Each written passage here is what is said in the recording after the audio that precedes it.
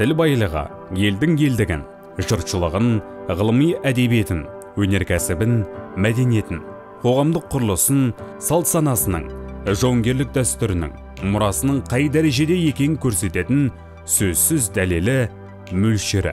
Мемлекеттік тіл біздің еліміз үшін өте маңызды.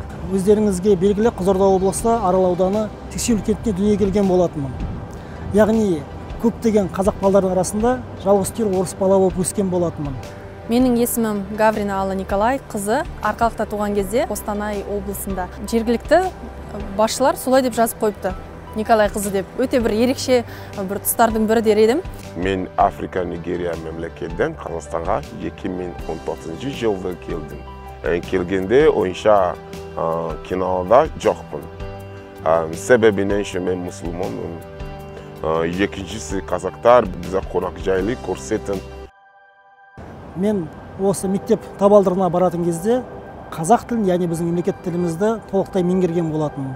Әрине, бізді ешкім бұған мәжбүрлеген жоқ, ешкім қинаған жоқ. Біздің ортамыз сондай болды.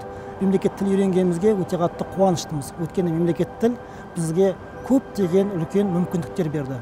Егер біреумен түсінікті тілде сөйлессең, тіл табыса аласың. Ал оның ана тілінде сөйлер болсаң, ол сені жүрегімен түсінеді. Нағашы атам мен әжем негізі қазақтар. Бастапқы қадамдарын сол кісілер қалады десем, артық айтқаным емес. 10 жыл бойы қазақша оқып, қазақ тілін меңгеріп, қазақша сөйлеп кеттім. Ұлттың тілі сол ұлттың жаны, жан дүниесі.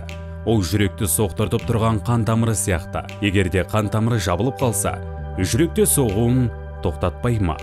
Біріншісі Астанадан келдім, сөзім мен. О себебім өзім рахат сезінем. Онда өмірімді бастадым. Алхамдулилlah қасырда, шүкір Алла қалайдан. Мен өзім қазақ кімнің сезінем. Тілін мәңгі жасаған халық өзі де өлмейді. Әрбір этностың өкілдерінің көшбасшылары алдағы уақытта тек қана мемлекеттік тілде сөйлеп, көптеген басқа да этностарға үлгі етсе, артынан еретінді ұрпақ, жастар олардан үлгі алатын еді. Тіл достықтың алтын көпірі. Мен ағам екеумізді англиша сабақ береміз. Арамызда қазақ достарым Астанада. Onlar маған қазақ тілін жай бастап, орын алифбеден бастайым, сосын бір сөз, екінші сөзден. Қазақ тілінің жақсы тілі кейін болған жоқ, жұмсақ арып айтылы. Сіз бүгін қазақша сөйлемесеңіз, ертең ұрпағыңыз сөйлемейді. Себебі енді айтып жатырмыз ғой, дамушы елдердің қатарына қосыламыз деп. Енді осы ретте латын қарпінің өзінің бір қосатын үлесі бар.